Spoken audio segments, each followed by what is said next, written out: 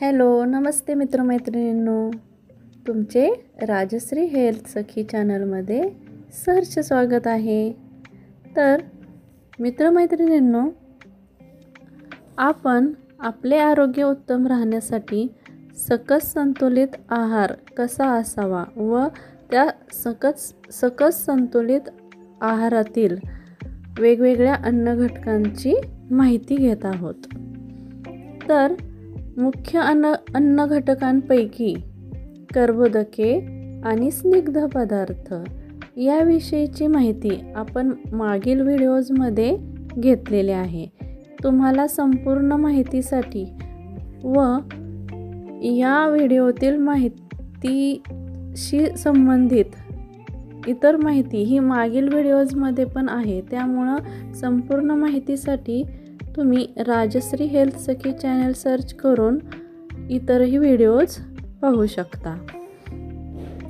आज आपण आपल्या आहारात अतिशय गरजेचा किंवा अतिशय महत्त्वाचा असा जो मुख्य अन्न घटक समाविष्ट असला पाहिजे त्या अन्न घटकाविषयी माहिती घेणार आहोत. आणि तो घटक म्हणजे प्रथिने. यालाच आपण इंग्लिशमध्ये प्रोटीन असे म्हणतो.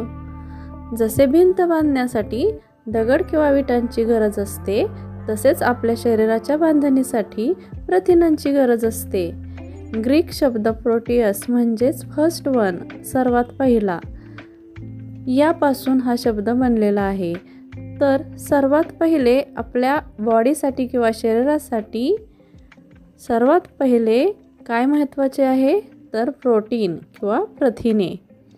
आपले शरीर स्वतः प्रोटीन नाही बनवू शकत, ते बाहेरून घ्यावे लागते. प्रोटीन हे संपूर्ण शरीराच्या जडणघडणीमध्ये अत्यंत आवश्यक आहे. शरीराच्या प्रत्येक भागातील प्रत्येक पेशीसाठी ते आवश्यक आहे. प्रोटीनचे 2 प्रकार आहेत, कंप्लीट प्रोटीन आणि इनकम्प्लीट प्रोटीन. तर कंप्लीट प्रोटीन हे 9 इसेन्शियल ॲमिनो ॲसिड्सपासून बनलेले असते आणि इनकम्प्लीट प्रोटीन हे 12 इसेन्शियल ॲमिनो ॲसिड्सपासून बनलेले असते. पण कंप्लीट प्रोटीन हे आपल्या शरीरासाठी आवश्यक असते व इनकम्प्लीट प्रोटीन हे आपल्या शरीरासाठी आवश्यक नसते. अन्नातील ॲमिनो ॲसिड्स हे आपल्या शरीरात प्रोटीन बनवतात आणि हे प्रोटीन मेंदू, त्वचा, सर्व अवयव, मसल्स यापर्यंत जाऊन पोचते. तर या प्रोटीनचे कार्य काय आहे किंवा याचे फायदे काय आहेत हे आपण पाहूया. शरीराची वाढ होत असताना भरपूर प्रथिनांची आवश्यकता असते. तसेच आपल्या शरीराची झीज भरून काढण्यासाठीही प्रथिनांची आवश्यकता असते. जसे आपल्याला जर काही लागले तर बऱ्याच वेळा आपण दवाखान्यात न जाताही आपली जखम भरून येते. तर त्यामागे या प्रथिनांचाच रोल असतो. म्हणजेच प्रथिने ही आपल्या शरीराची झीज भरून काढतात. तसेच रक्तदान केल्यावर तेव्हा पण आपल्याला प्रथिनांची जास्त गरज असते. तसेच मासिक पाळीच्या काळामध्ये जर अतिरिक्त जास्त ब्लिडिंग झालं तर त्यावेळेसही आपल्याला जास्त प्रथिनांची गरज असते. तसेच आपली इम्युनिटी पॉवर म्हणजेच प्रतिकारशक्ती वाढण्यासाठी प्रथिनांची गरज असते. हाडे मजबूत होण्यासाठी, लहान मुलांची वाढ व विकास उत्तम होण्यासाठी, तसेच आपले ब्लड शुगर, BP व्यवस्थित नॉर्मल राहण्यासाठी, मेंदूची कार्यप्रणाली व्यवस्थित चालण्यासाठी, मांसपेशींचे नुकसान भरून काढण्यासाठी म्हणजेच मसल्स वाढीसाठी, तसेच फॅट कमी करण्यासाठी, म्हणजे अतिरिक्त फॅट जर कमी करायचं असेल तर आपण प्रोटीन किंवा प्रथिनांचं प्रमाण वाढवल्यास अतिरिक्त चरबीचं प्रमाण कमी होतं व आपले मसल्स, मांसपेशी ह्या वाढतात. तसेच नव्या पेशींची निर्मिती करण्यासाठी शरीरातील रासायनिक घटक हे संतुलित राहण्यासाठी म्हणजे हार्मोनल बॅलन्ससाठीही प्रथिनांचं खूप महत्त्व आहे. तसेच आपले जे रक्त, लाळ, पाचक रस या घटकांचा pH नियंत्रणात ठेवण्याचे कार्यही प्रथिने करते. हा pH वातावरणातील प्रदूषणामुळे बिघडतो. तो नियंत्रित ठेवण्याचे कार्य प्रथिनांमुळे होते. तसेच शरीरातील व्हायरस, बॅक्टेरिया यापासून आपले संरक्षण करण्यासाठीही प्रथिनांची गरज आहे किंवा खूप महत्त्व आहे. तसेच आपले जे म्हणजे स्त्रियांमधील प्रजनन क्षमता किंवा हार्मोनल बॅलन्स याच्यामध्येही प्रथिनांचा खूप मोठा रोल आहे. आपल्या शरीरातील फ्लुइड बॅलन्स करण्यासाठी म्हणजे जे अतिरिक्त पाण्याचं प्रमाण आहे अनावश्यक त्याचं बॅलन्स करण्यासाठीही प्रथिनांची आवश्यकता असते. तर अशा प्रकारे प्रथिने हे आपल्या आहारामध्ये असणे खूप महत्त्वाचे आहे. प्रथिने हे आपल्या चांगल्या आरोग्यासाठी व आपल्या शरीराच्या योग्य जडणघडणीसाठी, योग्य वाढ व विकासासाठी अतिशय महत्त्वाचे आहेत. प्रत्येकालाच प्रथिनयुक्त आहाराची म्हणजेच प्रोटीनची भरपूर प्रमाणात आवश्यकता आहे. तर ही जी प्रथिने आहेत ती मग नेमकी कोणत्या आहारातून मिळतात? तर प्रथिनांचे 2 मुख्य स्रोत आहेत, प्राणीजन्य, वनस्पतीजन्य. प्राणीजन्यमध्ये मटण म्हणजे बोकडाचे मटण, मेंढी, मांस, चिकन हा उत्तम प्रोटीनचा स्रोत आहे. तसेच मासे हा सुद्धा प्रोटीनचा उत्तम स्रोत आहे. मासे शिजवून खाण्यापेक्षा जास्त करून वाफवून किंवा भाजून खाल्लेले चांगले. त्यातही बांगडा या प्रकारचा मासा हा अतिशय प्रोटीनने समृद्ध असा हा मासा असतो. पचायलाही हलका असतो.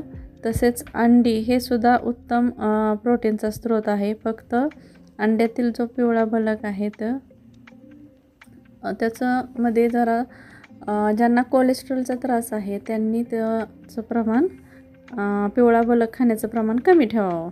तसेच दूध व दुग्धजन्य पदार्थ यातूनही आपल्याला प्रोटीन मिळते, जसे की दूध, दही, चीज. तर पण हे जे दूध, दही, चीज आहे ते शक्यतो आपण घरचे असेल तर म्हणजे आपण जे कुठून घेतोय हे आहार त्यावर अवलंबून आहे की म्हणजे त्याच्यामध्ये किती प्रमाण असणार आहे प्रोटीनचं ओरिजिनल प्रमाण.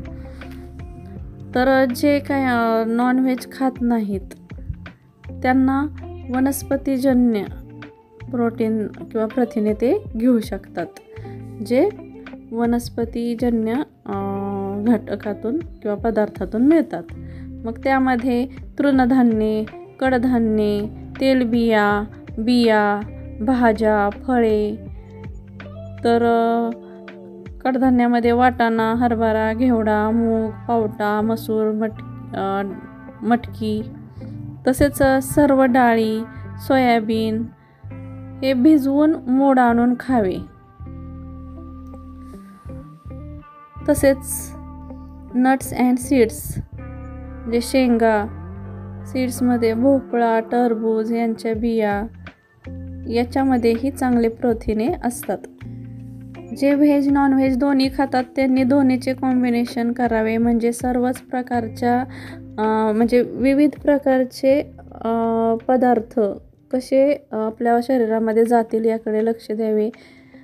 जे नॉनव्हेज खात नाहीत त्यांनी वनस्पतीजन्य प्रथिनांमध्येही विविधता ठेवावी, जसे की तृणधान्ये, कडधान्ये, तेलबिया, तसेच ड्रायफ्रूट्स, सीड्स हे सगळ्याचं प्रमाण आहारामध्ये किंवा यांचा सर्वांचा समावेश कसा करता येईल याकडे लक्ष द्यावे.